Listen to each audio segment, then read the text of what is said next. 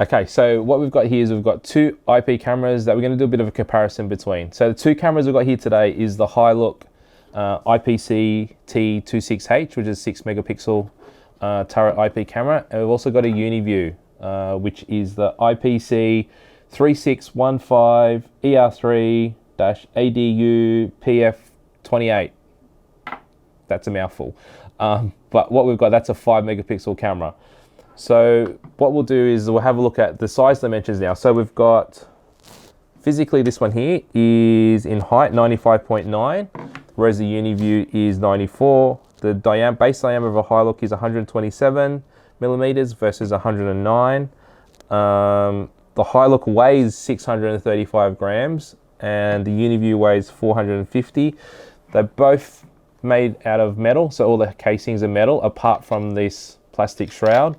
So on both of them they are plastic, but yeah, it's kind of the difference between them. You can see between the two, like the HiLook is substantially or is bigger than the UniView. We're actually going to do a test and show you screenshots of them and do a side by side. Then you can actually see the difference. So what we'll do now is we'll start hooking these cameras up, plugging them in, get them on a laptop, and then show you the difference between the two. Okay, so we've got our camera set up here. So what we've got here on the screen is you can see if I flick between the two, if you see the HiLook, we'll look at that field of view. And if we switch over to the UniView, you'll see that type of field of view. So you can see there, they're both 2.8mm lenses, but totally different as far as field of view. So yeah, just because you see 2.8mm written on a camera doesn't mean they're all going to be the same. Next thing here, we'll look at colors. So there's the HiLook, and if we switch over now to UniView, you can see the difference in the color. So in my opinion, if you look at it, the HiLook's probably got a bit more of a truer reflection of colors compared to, say, the UniView. So there's the UniView and this is the HiLook. So you can see the UniView is probably a little bit more, I guess a bit more vibrant in colors. So it's producing a bit more brightness towards that as far as colors are concerned. So now what we'll do is we'll look at the actual, what can we see here? So if you can have a look here, we've got the color checker. So you can see that there, you've got X right, and you've got a little ruler measurement here. If we start zooming in on that, so you can see, you'll see that there. We zoom into here, you can see the X right there. And if we zoom into the ruler, you can see the ruler measurements there. So what I'll do now is I'll do the same thing on the UniView. If we go up to here, so you can see how it's not as clear as, say, the HiLook. So if we zoom back out, if I zoom, there's your X right, it's not too bad, but still not as clear as, say, the HiLook. And then if we move over to the ruler, you can see, you can hardly make out those lines there as to what's actually happening there.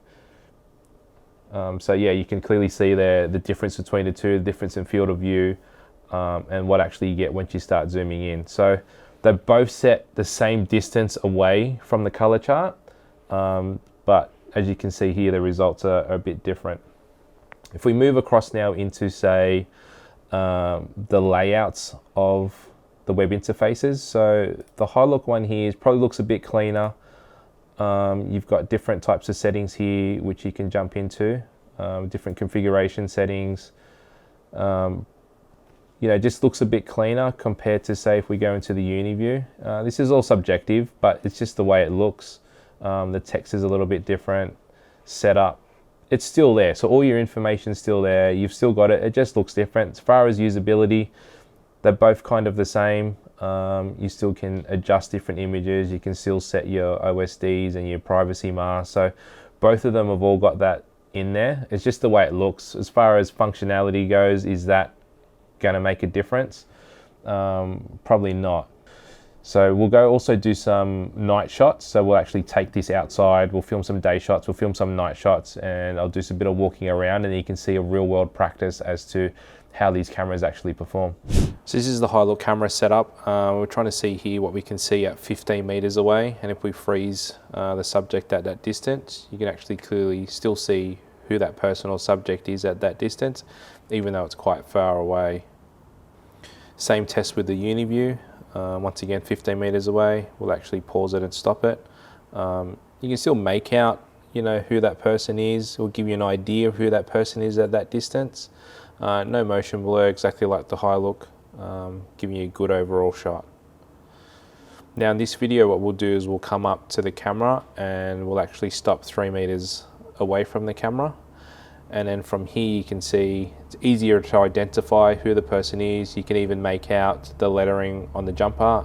It says EQL. Now we'll do the same test with the UniView camera. As we approach the camera, you can still see who it is. We'll pause it now. You can see you still make out the EQL. You can still make out facial features from the subject at that distance, even though the camera itself has a wider field of view. So then what we do is when we compare them side by side, you can see the difference in field of view is one big difference, but even the colors, you can see the HiLook's probably got a bit more of a bluey color, a bit more of a natural color to say the UniView, although the UniView picture itself is actually a lot sharper.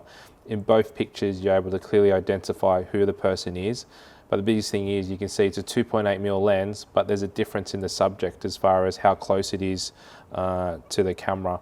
And even then, when you look at the size of vehicles, the vehicles themselves, they're a lot closer. You can probably make out the number plates a lot easier in, say, comparison to that wider field of view.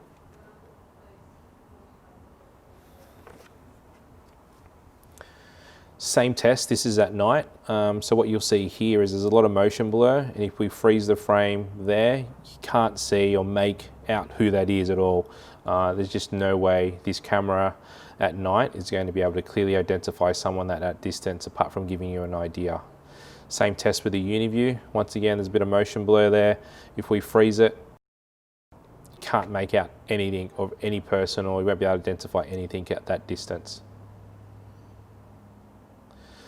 So this is the HiLook now. What we'll do is this is the coming up to about 3 meters test. So you see as I slowly approach the camera, you can see the intensity of the IR drop away. So at this point here, you can make out who the face is. Can't see any numbering or lettering on the jumper itself.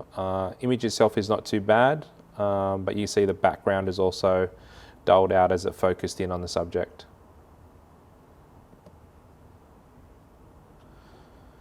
So this is the UniView. What you'll see here as I approach the camera, the IR actually slowly adjusts itself as well, but it doesn't do it as well as, say, the HiLook. The image is a little bit more overexposed, and then you can see it's a little bit harder to identify a face at that distance. And then when we do a side-by-side comparison, you can clearly see here that the HiLook has a darker background. It's not as clear as, say, the UniView, but then again, we're trying to focus here on the subject. We're not trying to focus on the background. The main purpose of this is to identify the subject. So we'll do a slide across here, and you can see the difference. The UniView itself has got a bit more of a cleaner picture compared to the HiLook, where it's got a bit more of a grain to the picture itself. But it just really comes down to exactly what you're after. So what's the conclusion? At the end of the day, both cameras produce a clear result. If you're after a wider field of view, then the UniView is going to give you that with a bit more vibrancy and color.